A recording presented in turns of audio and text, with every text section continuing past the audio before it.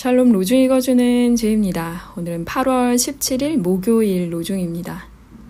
기드온은 그들에게 말하였다. 나는 여러분을 다스리지 않을 것입니다. 나의 아들도 여러분을 다스리지 않을 것입니다.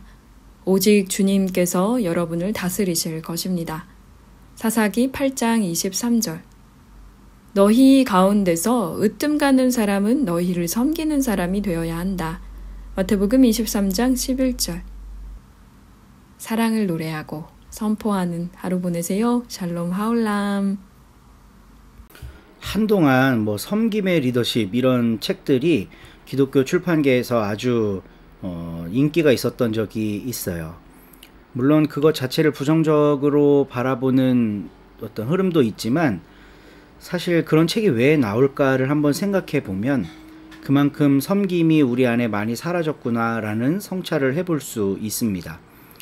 너희 가운데 으뜸 가는 사람은 너희를 섬기는 사람이 되어야 한다. 이 예수님의 가르침이 우리들의 공동체, 우리들의 사회에서 잘 발현되고 작동될 수 있다면 얼마나 좋을까. 벌써 한 15년 전쯤인데요. 한 기독교 신문에 이런 칼럼이 실린 적이 있어요. 총회장이라고 하는 명칭을 바꾸자. 예장 합동, 예장 통합, 이제 이 두 교단을 향해서 쓴 글이었는데 맨날 섬김 얘기하고 총회장이 섬겨야 된다 하는데 아니 장, 리더 이런 이름을 갖고 어떻게 섬기냐. 총회 머슴하자. 이런 칼럼이 한번 기독일보에 실린 적이 있어서 야, 참 대단하다. 이렇게만 바뀔 수 있다면 얼마나 좋을까 하는 생각을 잠깐 해봤었어요. 그러니까 우리들의 공동체 그리고 교회를 중심으로 한 조직체들을 잘 살펴보면요. 이름 자체가 섬김과 무관한 경우가 되게 많거든요. 장로는 교인을 대표하는 사람들이죠. 근데 이 장로의 직을 가진 사람이 섬기는 것보다 존중받고 인정받는 게 훨씬 더 크단 말이에요. 그러니까 이런 용어들이 이미 우리는 섬김이라는 걸 실현하기에 적합하지 않은 그런 토양을 살고 있습니다. 그렇다고 이 용어를 싹 다 버려야 되냐? 그것도 쉽지는 않을 거예요. 그러니까 결국 우리가 할 수 있는 거는 각자 처한 자리에서 어떻게 섬겨야 될까를 최대한 고민하고 작은 실천이라도 한번 해보려고 애써보는 거. 그거밖에는 답이 없을 것 같아요. 한 정치학 교수가 학교에서 학생들한테 한 가지 질문을 했다고 해요. 투명한 유리컵에 흙과 물을 반쯤 섞어갖고 막 휘저어 놓는 겁니다. 그러면 투명 유리 속에 있는 그 물이 아주 혼탁해지겠죠. 이걸 어떻게 하면 깨끗하게 할 수 있을까를 학생들한테 질문한 거예요. 그러니까 제일 먼저 어떤 학생이 교수의 의도를 알아차리고 가만히 있으면 됩니다. 이런 겁니다. 그러니까 가만히 있으면 흙은 밑으로 가라앉고 맑은 물은 위로 올라오잖아요. 근데 교수는 그래 좋은 대답이긴 하지만 좀 더 고민해봐 라고 이야기를 한 거예요. 또 어떤 학생은 아니 그거 쉬운데 왜 그렇게 고민하십니까? 수도가로 가서 싹 버리고 샘을 담으면 되지 않습니까? 라고 한 거예요. 그러니까 교수가 그것도 좋은 생각이네. 잘 생각해봐. 더 생각해봐. 라고 미션을 준 겁니다. 근데 어떤 한 학생이 사실상 가능할 것 같지 않은 대답을 하나 했어요. 그냥 혼탁한 물은 혼탁한 물대로 두고 맑은 생수를 계속해서 부어주면 됩니다. 라고 이야기를 한 거예요. 이 교수가 깜짝 놀라서 그 대답을 한 학생을 굉장히 크게 칭찬했다고 해요. 그러니까 정치에서 제일 쉬운 거는 싹 버리고 새로 바꾸는 겁니다. 근데 그러면 기존의 물컵 안에 있던 것들을 다 버리게 되잖아요. 그거는 우리 사회를 변혁하는데 썩 좋은 방법은 아니라는 거죠. 가만히 기다린다? 기다리면 가라앉기는 하겠지만 언제나 위험 요소를 가지고 있어요. 한번 흔들면 또 원상복귀 되는 거죠. 그래서 마지막 학생이 한 이야기가 자꾸 관심이 가고 끌려요. 버리는 것도 아니고 기다리는 것만도 아니고 생수를 계속해서 부어주는 행위, 그게 그 사회를 변혁하는 좀 느릴 테지만 굉장히 좋은 방법이 아닐까 하는 생각을 해보게 됩니다. 너희 가운데 으뜸 가는 사람은 너희를 섬기는 사람이 되어야 한다.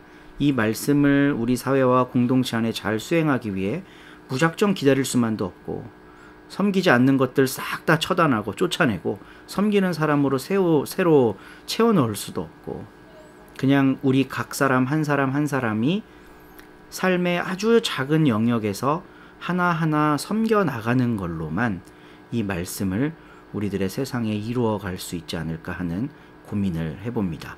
우리 서로님들도 함께 묵상해 주셨으면 좋겠고, 오늘도 좋은 하루 되세요. 9장. 예수님이 배에 올라타시고는 바다를 건너서 가버나움으로 가셨다. 그때 보라, 사람들이 마비증에 시달리는 사람을 눕자리에 눕혀서 데려오고 있었다. 예수님이 그들의 믿음을 보시고는 마비증에 시달리는 그 사람에게 말씀하셨다. 힘내세요, 아드님. 그대의 죄가 용서받았어요. 그러자 보라, 율법학자들 가운데 몇 명이 속으로 말했다. 이 사람이 하나님을 모독하는군. 예수님이 그들의 속생각을 꿰뚫어 보시고는 말씀하셨다. 무슨 이유로 당신들은 마음속으로 악한 것들을 생각합니까? 어느 것이 더 쉽겠습니까? 그대의 죄가 용서받았어요 하고 말하는 것입니까? 일어나 걸으세요 하고 말하는 것입니까? 땅에서 죄 용서하는 권한이 인자에게 있음을 당신들이 알도록 하려는 겁니다. 그리고 그때 마비증에 시달리는 그 사람에게 말씀하신다. 일어나세요. 그대의 눕자리를 걷어치우고 집으로 가세요. 그러자 그가 일어나 자기 집으로 떠나갔다.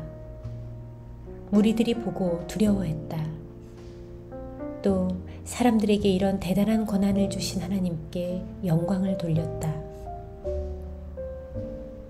예수님이 거기로부터 나가서 지나가다가 보시니 어떤 사람이 세금 걷는 자리에 앉아 있었다. 마태라고 하는 사람이었다. 예수님이 그에게 말씀하신다. 나를 따라오세요. 그러자 그가 일어서서 예수님을 따라 나섰다. 그러고 나서 예수님이 집에서 기대앉아 잡수시고 계실 때 일어난 일이다.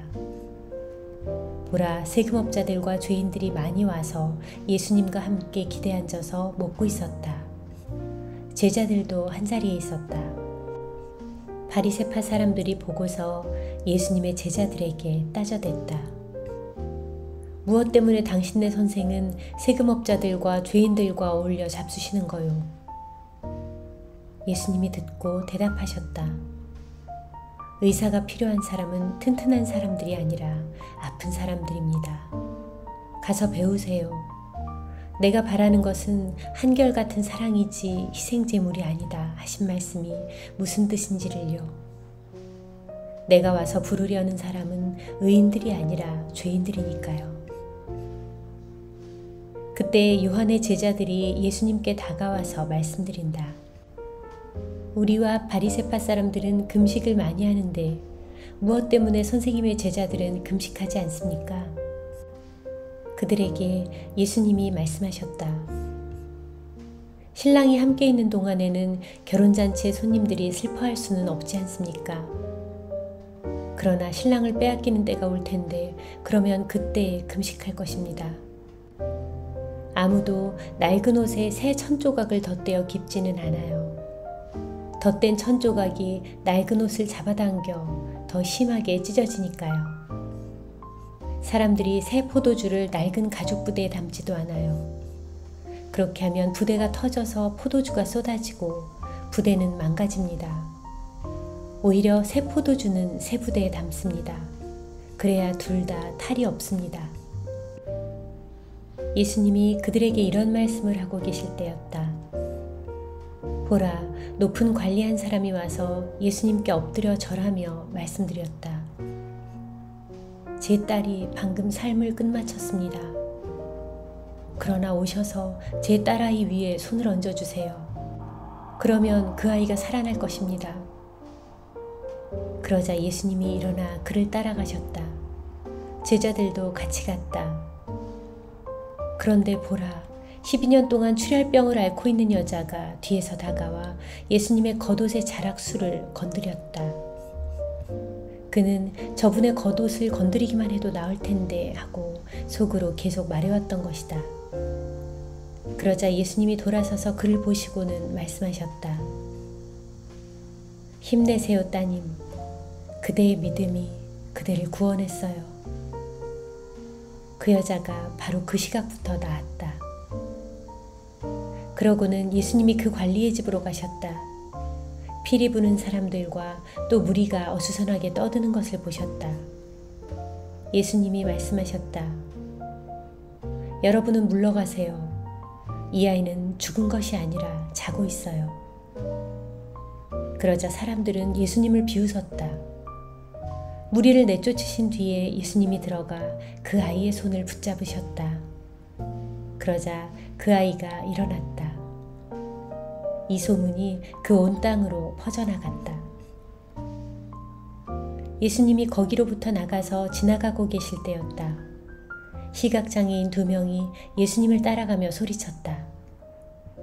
저희를 불쌍히 여겨주십시오, 다윗의 자손님. 예수님이 집에 들어가시자 시각장애인 2명이 예수님께 다가왔다. 그러자 예수님이 그들에게 말씀하신다. 내가 이 일을 할 수 있다고 믿으시나요? 그들이 대답한다. 그럼요, 주님. 그때 예수님이 그들의 눈을 어루만져 주시며 말씀하셨다. 그대들의 믿음대로 그대들에게 이루어지기 바랍니다.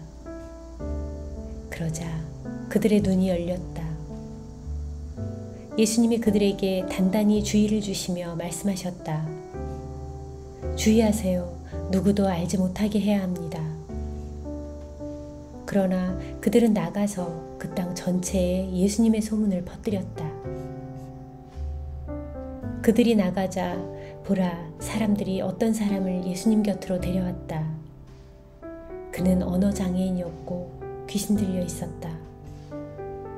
그런데 귀신이 쫓겨나가자 언어장애인이 말을 했다. 그러자 무리들이 놀라워하며 말했다. 일찍이 이런 일은 이스라엘에서 한 번도 본 적이 없어요. 그러나 바리새파 사람들은 말했다. 귀신들의 대장을 힘입어서 그가 귀신들을 쫓아내는 겁니다. 예수님은 모든 도시들과 여러 마을을 돌아다니셨다. 그러면서 그들의 여러 회당에서 가르치기도 하시고 그 나라 복음을 선포하기도 하셨다. 또 온갖 질병과 온갖 약한 것을 고쳐주기도 하셨다. 무리들을 보시자 예수님은 그들에 대해 가슴 아파하셨다. 그들이 지쳐있고 내팽개쳐져 있었기 때문이었다. 마치 목자 없는 양 같았다. 그때 예수님이 제자들에게 말씀하신다. 거두어 드릴 것이 많습니다. 그런데 일꾼은 몇 안 됩니다. 그러므로 거두어 드리는 주인에게 부탁해서 거두어 드리는 일을 할 일꾼들을 보내달라고 하세요. 아멘.